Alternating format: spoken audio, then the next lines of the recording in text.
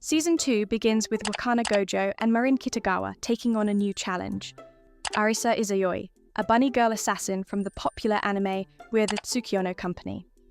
Gojo, confident in his abilities, stumbled when the strapless bodysuit flopped down. He realized his assumption had acted as a blinder until Clark Usami suggested inserting bones like those in corsets. When Marin wore the finished suit, which was high-cut, Gojo became profusely flustered and unable to concentrate during the photo shoot, despite Marin wearing stick-on underwear and flesh-toned pantyhose. At a Halloween party with classmates, Marin's friend Noah Sugaya asked point-blank, Gojo vehemently denied it, even spitting out his drink. Marin was deeply saddened by this forceful rejection. Gojo later embarrassed himself by rushing to protect Marin from two men who were actually her stylists, lecturing her about damaging her hair and going out scantily clad. Marin found him cute and kissed him on the bunny suit's cheek. Gojo misheard the smooch and thought she was angry. Marin caught a cold, which Gojo nursed her through. He then caught a cold himself after hiding on her balcony when her friends arrived. After recovering, Marin attended a cosplay event wearing a brand new Shizuku's costume. They met crossplayer Amane Himeno. Amane showed them his breastplate used to equip boobs, and explained that crossplay gave him a renewed sense of self after being ridiculed for lacking a manly figure. The arc closed with Gojo accompanying Marin to a magazine photo shoot where she worked as a reader model. They then celebrated Shizuku's birthday at Marin's apartment with cake and confetti. Next up, the cultural festival arrived, and with it came a monumental challenge for Gojo.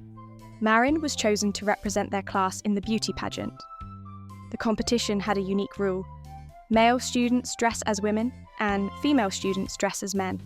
Marin chose to cosplay as Rei Kogami. A popular character from the series, the student council president is the #1 host. Making the slender Marin appear as a convincing male figure was a significant hurdle. Although Gojo planned to assist with general class preparations, his classmates insisted his costume work was the priority and took over all other duties. This demonstration of support was a turning point for Gojo, teaching him to rely on his friends and furthering his personal growth. Marin tried to do something nice for Gojo by attempting her first homemade bento. This instantly triggered a nervous flashback in Gojo's mind of her past disastrous fried rice attempt. Gojo struggled to create the race suit, realizing he hadn't factored in the shapewear Marin needed to look masculine, forcing him to redo the sizing.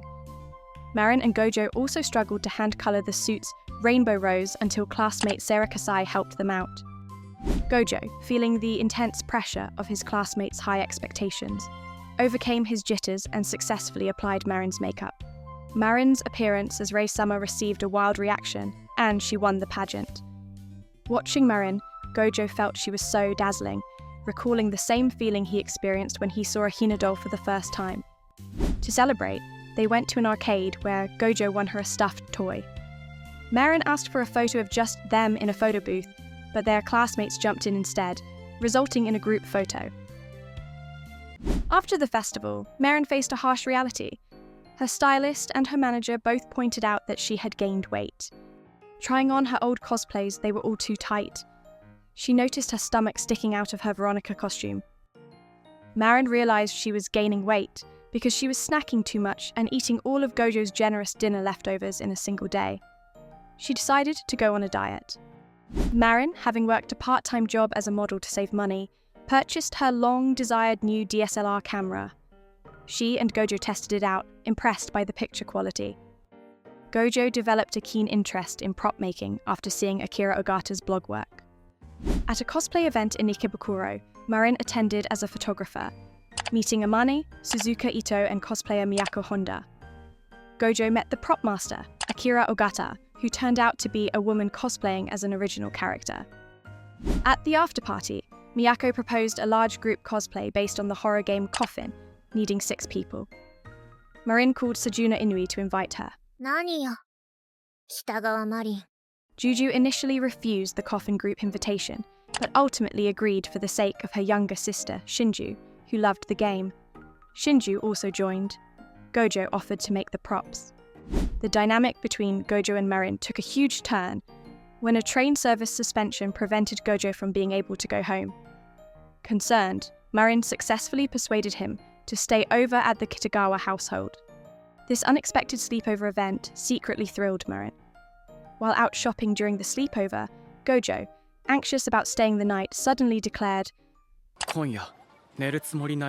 intending to stay awake so it wouldn't count as a sleepover. This declaration caused Marin's heart to race wildly due to the romantic implications she misinterpreted. Later, Marin visited the Gojo household and was deeply touched when Gojo made her fried mackerel stuffed with plum and shiso leaves, because he remembered her whimsical comment about wanting fried food. She decided to stop worrying about rejection and resolved to tell Gojo that she loved him after the group meetup. Miyako and Suzuka orchestrated a surprise cosplay, convincing Juju to cosplay as Black Lobelia, a character she normally refused to portray due to insecurities about her short height. Juju confessed that she had considered quitting cosplay because she felt she was getting too old, but her friends assured her age didn't matter. The Coffin photoshoot began. Juju, intensely disliking horror, and had only agreed to the Coffin cosplay for Shinju's sake, became terrified during the dining scene. Following the photoshoot, Gojo found Juju alone on a couch, where he commended her for completing the shoot despite her distress.